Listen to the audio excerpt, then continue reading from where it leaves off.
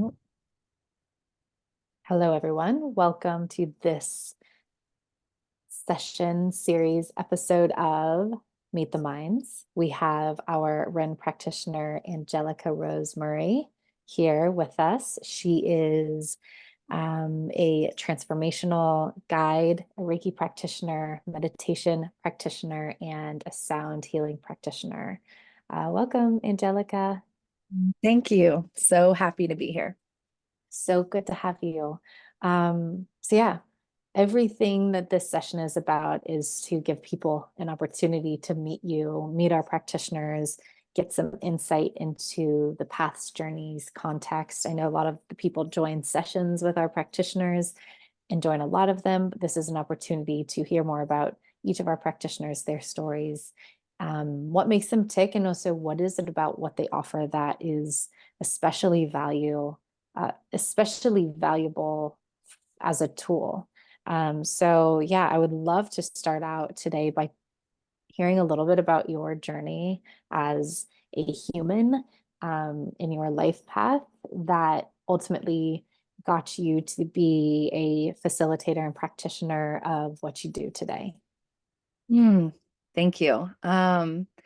Well, I would say the best way that I can articulate what happened for me was, a lot of trauma early on in life that kind of clicked me into this autopilot mode, this like survival mode where I lived for, my whole childhood into my adolescence and into my younger adulthood, like probably till I was about 25. I was just kind of living on this autopilot mode, and it included lots of what I call loops. So just like loops of thinking, loops of behavior, just ways of being that I just was very stuck in and just kept going in because I didn't really know that any other way of being existed.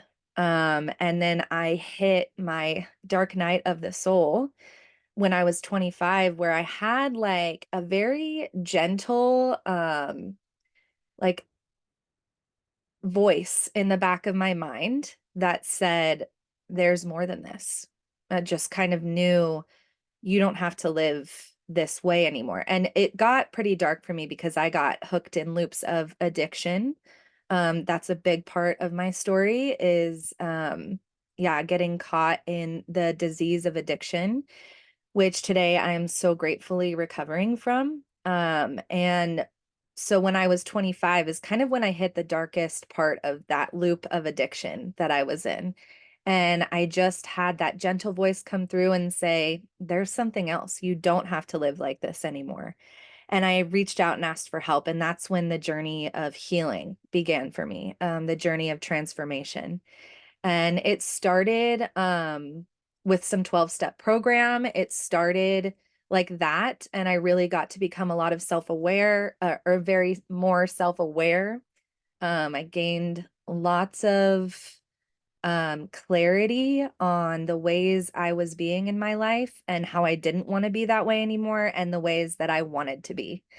And my kind of getting into my modalities that I'm trained in now, my first one was yoga. That was the deepest healer for me in the beginning because my life on autopilot to that point had me so disembodied. I really don't relate to having a body a lot of the time. Um, Very disassociative throughout those loops in my life. And I needed to get grounded in my body and remember, like, oh yeah, I exist in this body on this planet, and I need to really like drop into my body before I can start to heal any deeper, like spiritually and mentally. That was my experience. And so I got back into yoga, and then I got my 200-hour RYT. I completed that in Power Vinyasa. And from there, like kind of all the other healing modalities unfolded naturally in my life. Like once I began to get more grounded in my body, I started to become more aware of my spiritual experience and of my mental experience. And I dove into Reiki training next because I realized I am just a super sensitive human being. I am highly, highly empathic and intuitive. And Reiki was a modality that was introduced to me to help to manage the sensitivity energetically. And so I got into that and to help to, ground my energy. And then I started also, then that unfolded into my oracle readings, and that unfolded even further into sound healing, just these multidimensional ways of healing, these multidimensional modalities that allow us to access the subtle places in us, where we can heal, um, just through those ways. So yeah, that's kind of how it unfolded for me. Yeah. Before I ask you more questions, something that you were saying, what something caught my attention just when you said like that's when you decided to reach out for help. Was there, and you might not remember, but was there a conscious fear? Like what was the biggest fear you might say for someone that's in that place, maybe in addiction, um, or other harmful patterns or loops? Like, what do you think might be some fears or some blocks? Like, do you remember some of the ones that might have stopped you until that point that you said, like, finally, like, yes, like, this is enough. I'm going to ask for help. Yeah, absolutely. I mean, I would say the number one thing is how scary it is to imagine living differently than you've been living the whole time. I When you are in that place and you just have no tools and or no other tools than the ones you've been using to this point, and then to imagine having to, it's like starting all over, like trying to get into new behaviors and new ways of thinking feels impossible. That's probably the biggest block for me, was like, this is how I live. I don't know how to do anything else, even though I know I need help and I know these things aren't working. At the same time, they're comfortable, right? They're what I know. And so therefore they're comfortable. And getting uncomfortable was really scary, because then what followed is like, who am I? Like, if I'm not this person that lives this way and does these things, like, who am I? And am I going to like that person? Am I even going to be able to become a new person, essentially? It's really a death of sorts, So being reborn as a young adult is really scary. Thanks so much. Yeah. I was like just thinking, and you also don't know what's possible. So there is like a total leap of faith as well of like, when you don't know it and you haven't felt it, it can be really hard to activate your willpower to achieve something before you know what it feels like, Absolutely. which is, yeah, a Yeah, big risk. it's a huge leap into the unknown. Yeah. So I want to talk now about you currently right now offer two sessions on Ren Wellbeing. You offer a monthly oracle reading. These happen always at the beginning of the month. It's like start your month fresh, look out of the month ahead, get some wisdom, some guidance. And you also offer a Reiki and meditation session. So let's start first with the monthly oracle session. I would love to first, I want to hear about why is it important? So why is this as a tool something that is important, or what was missing that you saw, or what really stuck out to you of like, this is something I want to offer to people as a tool to add to their toolbox.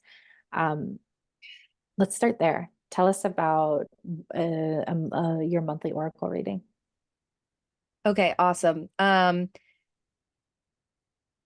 What I think is my favorite thing about this tool and what it offers is empowerment. The deck that I use is called Soul Wisdom. It's called a Soul Wisdom Oracle deck. by this wonderful independent artist in Mexico who collages, and she turned her collages into an oracle deck that just have mantras on the bottom, um, like leaning into co-creation with the universe, like that. And there's no book that goes with it that tells you what this card means. Um, you get to simply allow whatever the card says to land. And paired with the imagery, like it's so specific, it's like she pulled the mantra out of her collage. And so I love the pairing also of the imagery of this deck and how powerful that can be for people as well, because you just allow the imagery and the mantra to inspire your soul wisdom. And that is really honestly like the basis of all the modalities with me as a practitioner. I really can find the ways these are all so empowering. So the oracle readings really bring clarity and affirmation to, like if somebody's doubting like what they're doing in their job, right? It's like the card is pulled and they get to sense like, oh, this is how that lands for me and my soul wisdom. And they already knew that. In my opinion, this is just my belief and opinion, is that they already had that affirmation in them somewhere, and they just needed like a little something to go, yes, I see you, and you're on the right path. And so that's what I love the most about the oracle readings, is it's just a very gentle nudge to be like, hey, you're already on this path like this. And it doesn't always come affirming the path. Like sometimes it affirms changing the path, right? That's just like one example of the kind of affirmation that comes through. But sometimes it's clarity around needing to change the path or whatever. The point is, I think for these monthly oracle forecasts, it's a really nice way to kind of ground in, because we also do meditation at the beginning of these sessions, um, always to clear the energy before you come in and to get really grounded and clear about what it is that you're seeking. Affirmation, clarity around. And then when the card is pulled, it's like it just arises, for each participant. And I love too that sometimes it's just very direct for one participant on the call, but always as well the collective story that is unveiled. That's my other thing, because I do the reading for the collective is my intention, but as a channel, sometimes things just come through for the individual as well. Um, and so that's the other thing I love, is again, the multi-dimensionality available with the readings is like, oh yeah, I can see that out in the world, but I also see it in myself. And then in that way, it inspires interconnectedness as well. Like you're not alone, you know? So that's kind of what I love about offering this for Ren, is that I get to bring people together, and say like, hey, we're all on a journey. And sure, this is affirming different things for each of us sometimes. Sometimes it's affirming the same thing. But either way, we're all on this journey together, and we all need a little support and a nudge sometimes. Can you tell us specifically about the session? What could someone expect when they join the session? And then also, what are some specific benefits that someone could get from adding this as part of their monthly toolkit, maintenance, self-care support system? Yeah, so in the session, like I said, we always begin meditation, we ground together, we clear the energy, we arrive. I also offer that you invite in allies like crystals or plants or tea, like any kind of support that you need. I invite everybody to set their space very intentionally to receive, so that they can be the most present possible and open their channel, right? To receive how these card pulls affect their inner wisdom. And then yeah, and then I sometimes a general energy reading for the collective will come through, and then I get into the card pull. Um And sometimes that's not there, and we just dive right into the card pull. Also, there's different kinds of card pulls. Sometimes we pull one card, sometimes we pull two, sometimes we pull three, just depending again on what's coming through. And then I go through each card, I give the number, the mantra, I share the image, and we sit with that card together for a little bit. And I offer my interpretation. And if there's time and space, I also open it up to anybody to ask questions sometimes or share their reflections on how this is hitting them.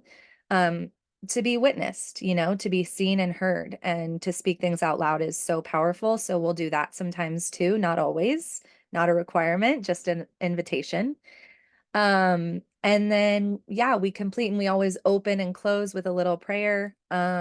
I allow space at the end as well for any final like reflections or questions. And then we close with little prayer, keep the container sacred as always.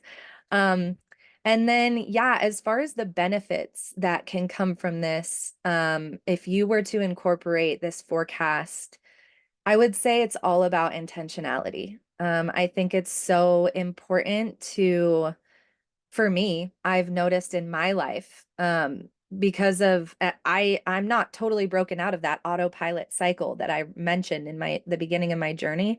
I sometimes fall back into my autopilot mode very easily if I get overwhelmed or distracted, for whatever reasons, caught in the worldly winds of being a human. So I would say like the biggest benefit you get from allowing this to be part of your monthly routine self-care maintenance is intentionality. And like maybe you've been on autopilot and you didn't even know it, and this will bring a lot of clarity around your current state and help you to stay focused and aligned with your purpose and your true nature. And then one last thing about this before we shift to your other offering. What is one or two, if you could myth bust one or two things about Oracle reading that you've heard? I and Ren stands for groundedness and effectiveness. And what is grounded is that we are spiritual beings as humans. We have a non-physical component, and we have very physical things. If you could myth bust one or two things about Oracle readings, what would those be? Well, I want to say, first of all, what's coming through is very specific to me as a practitioner. I want to kind of myth bust the like psychic piece that I hear a lot in the spiritual realm of the healing arts. And I'm not saying that's bad. Like some people, may have their psychic abilities, but for me as a practitioner, I'm always looking to empower the participant. So, I kind of like to myth bust the psychic piece. Like, I don't have anything that the participants in the session don't have. Like, I don't see myself as more special or have more gifts or anything like that. To me, I think we are all channels with different gifts and abilities. And I just have the ability, and I've been trained to facilitate these spaces and hold these spaces for people to access their own channel. So that's kind of the piece I like to myth bust the most is I'm not here to tell you your future or to tell you what's next in your life. And sometimes that does happen, I'll say, like it gets a little because I do open a channel and I am very sensitive. And so messages come through specifically sometimes, but again, I believe that the person like seeking that already holds that information. And I'm just there to be like, yes, you hold this information. This is what it is. You've known that all along. Thank you so much. So I will translate that to be, Oracle does not mean psychic medium. Is that right? Like, is that your kind of intention there? Is like it's a process of intuiting and being a space holder and bringing forward messages, but Oracle does not equal psychic. That's what I would say. Yeah. Oracle is more like channel, I would say. Awesome. Okay, let's switch over. So the other thing that you do on the platform is a Reiki and meditation session. So tell us a little bit about Reiki in general, the process. What is valuable about Reiki? And you can use this opportunity as well to tell us about the session, how you run them. Awesome. Reiki. I have so many things to say about Reiki. I'll say simply, um, another empowering modality. Reiki, even though it's this very subtle energy work, and I, as a practitioner, often work with the chakra system, but not always. I also work with like physical body and, fields around the body. But my often main focus as a Reiki practitioner is with the chakras, the energy centers in the body. Um, and my favorite thing about Reiki, which, by the way, a very common definition of Reiki is universal energy. So, in that way, it's energy that is within us all. And again, not something I have that somebody doesn't. However, I do have my Reiki master training done. So, I'm in a lineage of people who have been trained to catalyze healing in a certain way. So, everybody has Reiki within them. The people who are trained to be Reiki practitioners, or I'll speak for myself, I, as a trained person, as a Reiki master, do have some tools that I can use to facilitate a little bit more opening to people's healing. Just like I said, the catalyzing. I can kind of help to catalyze healing. um, and what I'll say now is getting into the sessions, it's like helping people to tap into their own energy, because some people don't even acknowledge that they are energy or that they have this thing called Reiki, right? They may just think like, oh, I'm a physical body, I have a brain, I have a soul, a spirit, or whatever they think. And they might completely disregard the energetic piece. And so, one of my favorite things that I'm most passionate about with Reiki is helping people to begin to feel their energy. And so in a session, we ground again, always with meditation. That's why it's called Reiki and meditation. We begin with a deep meditation that gets you into kind of like a hypnotic state where you can really be relaxed to receive and to be aware. I would say also, like, more than hypnotic, it's more like the yogic sleep state. Maybe those are the same thing. I would have to have a little more education on that, but I'm more familiar with yogic sleep, which is just that space between sleep and being fully alert and aware. And I feel like in that space, people who are unaware of their energy typically can begin to feel it and begin to tap into it.